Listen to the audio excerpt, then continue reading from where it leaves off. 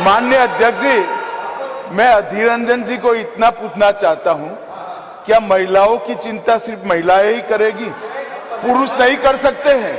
किस प्रकार के समाज की आप रचना चाहते हैं भाई? महिलाओं की चिंता, महिलाओं का हित, महिलाओं से आगे बढ़कर भाइयों ने सोचना चाहिए। यही इस देश की परंपरा है। महिलाओं के बारे में सोचने का अधिकार सभी को है। तो हमारे साथी सांसद निशिकांत जी खड़े हुए हैं, इसमें उनको क्या आपत्ति है? उनको खड़ा होने नहीं मिला पहले, इसलिए थोड़ा जेलस हो रहे हैं शायद। निशिकांत जी। माननीय अध्यक्ष जी, कांग्रेस या उसके समर्थक दल किस तरह से लोकतंत्र का गला घोटते हैं, वो मैं उदाहरण हूं। मैं गांव में पैदा हुआ, मेरे माँ पिताजी आज भी गांव में रहते हैं। आज जब मैं पार्लियामेंट के लिए चल रहा था तो मेरी माँ आज एम्स देवघर में भर्ती है सर। उसने मुझे फोन किया कि बेटा यदि पार्टी तुमको मौका देती है तो आज इस बिल के बारे में जरूर बोलो। और इसीलिए कहा उसने कि जो महिला है सर, आज यदि सारे पुरुष यहां मौजूद हैं तो उसका कारण महिला है। यदि महिला नहीं होती तो पुरुष का कोई एग्जिस्टेंस नहीं होता। और आज चूंकि कांग्रेस की गलतफहमी है, गलती है सर, और ये जितने अपोजिशन के लोग हैं वो इतने वर्षों तक इस बिल को लेकर नहीं आए। हमारे माननीय प्रधानमंत्री जी ने ये नैतिक साहस दिखाया, हमारी पार्टी ने ये नैतिक साहस दिखाया। आज हम बिल लेकर आए हैं कि इनके पेट में दर्द हो रहा है। हम बरसों से सुनते रहे सर कि जननी जन्मभूमि स्वर्गादपि गरीयसी यत्र नार्यस्तु पूज्यन्ते रमन्ते तत्र देवता। लेकिन क्या हुआ? इस देश में महिलाएं स्कूल एजुकेशन के लिए परेशान थी। जब तक माननीय अटल बिहारी वाजपेयी जी की सरकार नहीं आई, सर्व शिक्षा अभियान इस देश में नहीं आया, महिलाओं का जो है शिक्षा का लेवल नहीं बढ़ पाया सर। महिलाएं यदि बच्चियां स्कूल जाती थी तो उनको जो है खाना बनाकर जाना पड़ता था सर। और इसको जब हमारे प्रधानमंत्री जी ने देखा तो मिड डे मील स्कीम जब तक कि सरकारी स्कूलों में लागू नहीं हुआ तब तक महिलाओं की संख्या, बच्चियों की संख्या नहीं बढ़ी सर। और उसके बाद जो सबसे बड़ा प्रॉब्लम था, इस देश के प्रधानमंत्री ने जो सबसे बड़ी बात की कि उनको सम्मान दिया सर। सारे स्कूल में, स्मृति ईरानी जी उस वक्त एचआरडी मिनिस्टर थी, सारे स्कूलों में शौचालय बनाकर महिलाएं कैसे अच्छा से पढ़ेंगी, बच्चियां कैसे आगे बढ़ेंगी, उसी का ये उदाहरण है। और उससे आगे बढ़कर आज जो कल से लेकर परसों से लेकर माननीय प्रधानमंत्री जी लगातार बोल रहे हैं कि सही समय है, यही समय। और इसी समय पर आज ये ऐतिहासिक सेशन बुलाकर माननीय प्रधानमंत्री जी ने महिलाओं को जो सम्मान देने का काम किया, उसके लिए हम भारतीय जनता पार्टी के कार्यकर्ता गौरवान्वित हैं। और हम उनका जो है आदर और नमन करते हैं कि उन्होंने महिलाओं को आरक्षण देने का फैसला किया। सर, मैं पढ़ रहा था, काफी बातें कही, मैं केवल 2-3 चीजें बताना चाहता हूं, फिर अपने विषय पर आऊंगा सर। ये देश इस संविधान से चलता है और इसका आर्टिकल 82, मनीष तिवारी जी यहां बैठे हुए हैं, कल से लगातार वो संविधान संविधान संविधान की बात कर रहे हैं। अभी सोनिया जी ने भी बोलते हुए बातें कही कि अभी क्यों नहीं लागू कर दिया, कब से लागू कर देंगे। ये देश संविधान से चलता है। मैं आर्टिकल 243D और आर्टिकल 243T, जिसके लिए कि उन्होंने बड़ा अपने आप को गौरवान्वित महसूस किया कि हमने पंचायत में जो है महिला रिजर्वेशन लागू किया, बड़ा अच्छा किया। लेकिन ये आर्टिकल में 243D और 243T हमने तो नहीं दिया। आप दोनों को पढ़ लीजिए, 243D और T क्या पंचायत में किस तरह से रिजर्वेशन होगा और म्युनिसिपल कॉर्पोरेशन में किस तरह से रिजर्वेशन होगा। आपने उसके लिए कभी ओबीसी की बात तो नहीं की। यदि इस आर्टिकल में यदि आपने डाला होता ओबीसी की बात, तो आप जब करिए बहुत अच्छा। इतने वर्षों से आपको नहीं दिखाई दिया। उसी तरह से 1947 से लेकर 49 तक ये पूरा संविधान सभा चलता रहा। परसों से यही भाषण सुन रहे हैं सर। इस कॉन्स्टिट्यूएंट असेंबली से लेकर 1952 से लेकर आज तक चुनाव हुआ, कभी किसी ने राज्यसभा में रिजर्वेशन की बात नहीं की, विधान परिषद में बात नहीं की। आज भी राज्यसभा में शेड्यूल कास्ट और शेड्यूल ट्राइब को रिजर्वेशन नहीं है, विधान परिषद में शेड्यूल कास्ट शेड्यूल ट्राइब को रिजर्वेशन नहीं है। आप कौन सी नई बात केवल पॉलिटिकल एंगल के लिए ले आते हैं? आपने जब नहीं किया, जब तक आज तक जो है भारत के संविधान में यह कहा गया कि राज्यसभा में कोई रिजर्वेशन नहीं होगा, विधान परिषद में कोई रिजर्वेशन नहीं होगा, और जब माननीय प्रधानमंत्री जी और भारतीय जनता पार्टी इस बिल को लाती है तो आप कहते हैं राज्यसभा में रिजर्वेशन नहीं है, विधान परिषद में रिजर्वेशन नहीं है। आप पंचायत में कहिए कि कोई ओबीसी को रिजर्वेशन नहीं होगा, चाहे म्यूनिसिपल कॉर्पोरेशन में कोई ओबीसी को रिजर्वेशन नहीं होगा। और आर्टिकल 82 है सर, जो एडजस्टमेंट ऑफ ईच सेंसस की बात कर रही है और सीट बढ़ाने की बात, सब पढ़ लीजिएगा इस आर्टिकल को।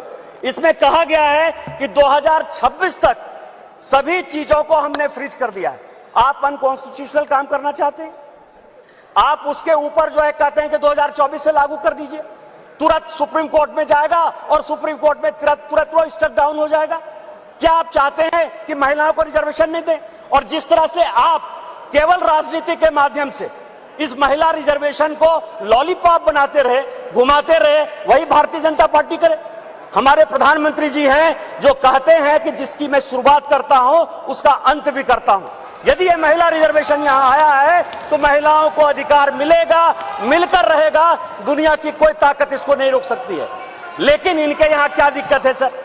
इनके यहां सबसे बड़ी दिक्कत है, और अभी जितने स्पीकर बोलने वाले हैं सर, वो स्पीकर 2026 में ये आर्टिकल 82 पढ़िए, संविधान को जो है पढ़िए, जो संविधान में लिखा हुआ है कि सेंसस होगा, सेंसस के बाद डिलिमिटेशन होगा, और डिलिमिटेशन के बाद जो है हम उसको लागू करेंगे। और ये आर्टिकल 82 कह रहा है, ये 82 कह रहा है।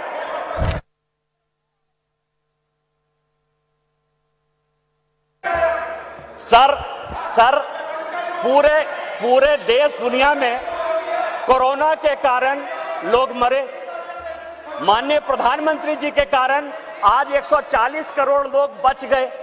इस पार्लियामेंट को चलाने में आप जैसे लोगों को क्या समस्या होगी सर? लोकसभा, राज्यसभा, लॉबी, सभी जगह सांसद बैठकर कानून पास करते रहे। भाई मरता था तो भाई का लाश जलाने के लिए कोई नहीं जाता था, पिता मरते थे तो पिता का लाश जलाने के लिए बेटा नहीं जाता था। उस कोरोना से बचकर हम आए हैं 2 साल के बाद।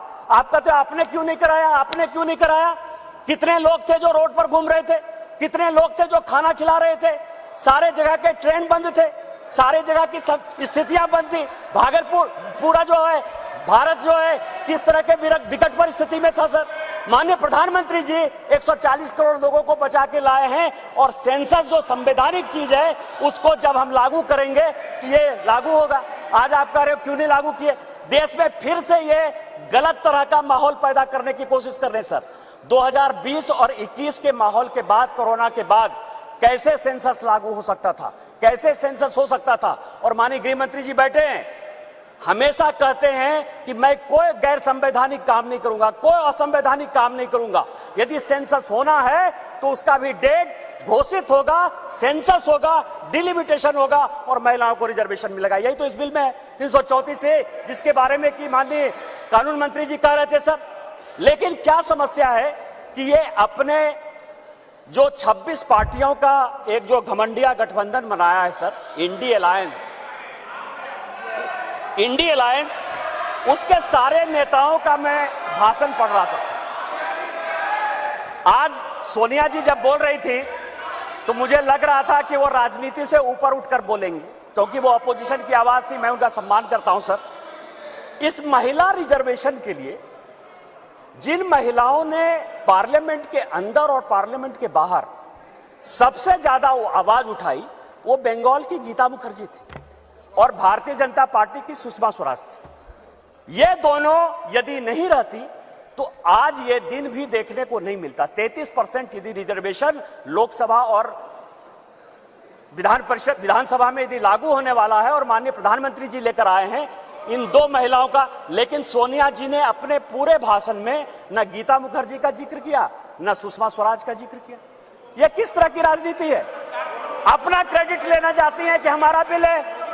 ये बिल आपका नहीं है, आप जो बिल लेकर आए वो गलत बिल है। और यदि इसके लिए किसी ने आंदोलन किया तो वो गीता मुखर्जी है, वो सुषमा स्वराज है। आपने ये नहीं बोलकर इस महिला बिल में भी राजनीति करने की कोशिश की। और आज का पूरा क्रेडिट जो जीता वो सिकंदर, जो गोल मारता है, यहाँ बंगाल के लोग बैठे हुए हैं, जो गोल मारता है उसी के नाम से गोल मारा जाता है। माननीय प्रधानमंत्री जी गोल मारने को तैयार हैं। ये भारतीय जनता पार्टी का बिल है और ये माननीय प्रधानमंत्री जी का बिल है, आपको ये मानना पड़ेगा। दूसरा सवाल है कि इनके जो अपोजिशन के लोग हैं सर, जो 26 पार्टियों का इंडी गठबंधन बना है, इसमें आप समझिए इनकी भावना कैसे है, महिलाओं के बारे में ये कैसा सोचते हैं। ये सोचते हैं, अब नहीं रहे, इसी सदन के सदस्य थे, राज्यसभा के भी सदस्य थे, इनके पार्टी के बड़े नेता थे अपोजिशन के, वो कहते हैं कि परकटी महिलाएं आ जाएंगी। क्या महिलाओं के लिए इस तरह की बातें होनी चाहिए?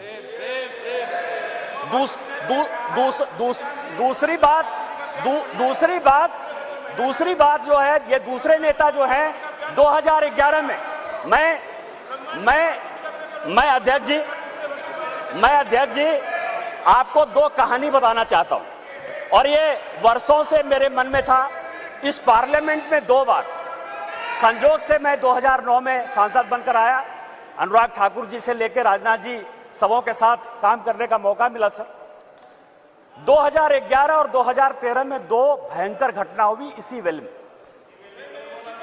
2011 में जब 2010 में ये बिल पास हो गया राज्यसभा में, और जब यहां 2011 में जिसको कि ये लागू नहीं करना चाहते थे बिल लेकर आए, और जब बिल उधर से इंट्रोड्यूस हो रहा था तो इन्हीं के सहयोगी दल के सांसदों को इसी कांग्रेस ने इसी बिल में पीटा सर। 2 बिल था, एक महिला रिजर्वेशन का 2011 में, और 2013 में प्रमोशन इन रिजर्वेशन। और प्रमोशन इन रिजर्वेशन में मैं जब बात करूंगा तो ये पूरे के पूरे बेंच खड़े हो जाएंगे सर। यही वी नारायण स्वामी बिल को पेश कर रहे थे, समाजवादी पार्टी के यशवीर सिंह, शेड्यूल कास्ट थे सर, ये कहते हैं अधिकार की बात, शेड्यूल कास्ट शेड्यूल ट्राइब की बात करते हैं सर। यही यशवीर सिंह यहां पार्लियामेंट में उस तरफ से गए, वी नारायण स्वामी का उन्होंने बिल खींच लिया। इस पार्लियामेंट में, इसी लोकसभा में सर, सबसे पहले बिल में यदि उसका कॉलर पकड़ने के लिए कोई आया तो यही मैडम श्रीमती सोनिया गांधी जी थे सर। और नीरज शेखर वहां खड़े थे, मुलायम सिंह यादव बाहर थे, और मैं वहां से कूद कर टेबल पर आया और मैंने कहा कि आप यहां की तानाशाह नहीं है, आप यहां की रानी नहीं है, इस बेल में आप मारपीट नहीं कर सकती हैं। और इनके जो इतने लेफ्टिनेंट थे, बिलास मुतेबार से लेकर सबों ने उनको पीटा। ये दोनों घटनाएं जो है, चाहे महिला रिजर्वेशन का हो, चाहे ये प्रमोशन इन रिजर्वेशन का हो, ये पार्लियामेंट है सर, सबको सत्य बोलना चाहिए। और मुलायम सिंह यादव ने कहा यदि बीजेपी नहीं होती तो आज के डेट में हमारे सांसद नहीं बचते।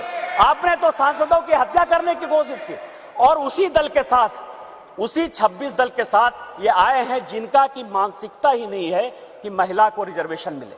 चाहे वो राष्ट्रीय जनता दल है, चाहे वो समाजवादी पार्टी है, चाहे इनके सारे मुस्लिम एमपी हैं, चाहे कोई भी पॉलिटिकल पार्टी जो इनको सपोर्ट कर रही है सर, और उन्हीं के दबाव में ये कानून के विरोध में जाकर, इस संविधान के विरोध में जाकर, और उसके सारे उदाहरण है कि 96 से लेके आज तक क्यों नहीं लागू हुआ, उसी के कारण ये कभी ओबीसी रिजर्वेशन की बात करते हैं, कोटा विद इन कोटा की बात करते हैं, राज्यसभा में जो है उसको अधिकार देने की बात करते हैं, विधान परिषद में क्यों नहीं रिजर्वेशन दिया उसकी बात करते हैं, फिर वो बात करते हैं कि 2024 से क्यों नहीं लागू होगा।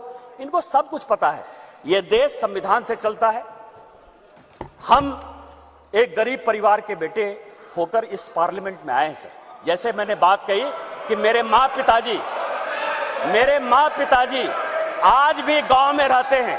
यदि बाबा साहब अंबेडकर का यह संविधान नहीं होता, भारतीय जनता पार्टी नहीं होती, उस दिन भी मैंने कहा कि आपने गांव नहीं देखा है, गरीबी नहीं देखा है, महिलाओं की स्थितियां नहीं देखी। आपने जो जो कानून पास किए वो महिलाओं के खिलाफ है। यदि 498 आपने पास किया जिसका आप क्रेडिट लेना चाहते हैं, तो उसमें से पुरुष से ज्यादा महिलाएं ही जेल में बंद हैं। डॉरी के केस में जिस तरह से आपने बनाया, आज यदि आपने कई एक कानून ऐसे पास किए हैं जिसमें लोग महिलाओं को नौकरी देने के लिए तैयार नहीं होते हैं, आपने महिलाओं को रोकने का प्रयास किया, महिलाओं को बढ़ाने का प्रयास नहीं किया। और हम जो बिल लेकर आए हैं, जो माननीय प्रधानमंत्री जी के नेतृत्व में ये इतिहास रचने जा रहा है। और ये जो ऐतिहासिक पल है, और स्पीकर साहब आपके जीवन का जो ऐतिहासिक पल है कि उस कुर्सी पर आप विराजमान हैं, जिस पल में ये इतिहास बन रहा है वो केवल और केवल माननीय मोदी जी की देन है, भारतीय जनता पार्टी की देन है। हम संविधान सम्मत काम करते हैं और मेरा सबों से आग्रह होगा कि दल पार्टी से ऊपर उठकर जो ये संविधान आर्टिकल 82, 243D और 243T जिन आधार पर यह संविधान चलता है उसके आधार पर